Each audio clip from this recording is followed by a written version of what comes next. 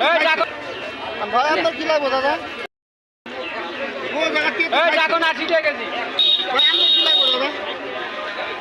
হ্যাঁ বলে দেন।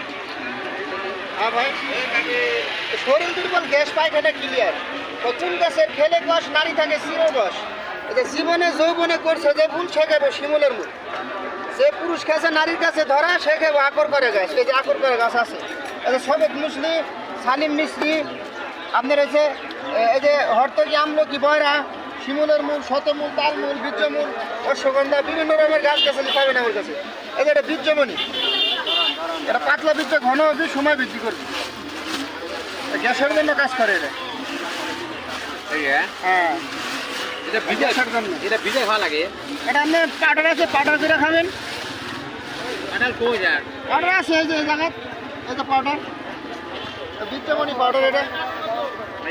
এইটারই পাউডার। হ্যাঁ, সব রকমের মাল পাবেন আমার কাছে, বুঝছেন? ভাই আপনার কি লাগবে দাদা? তাহলে আমার সব মিলিয়ে আমার 10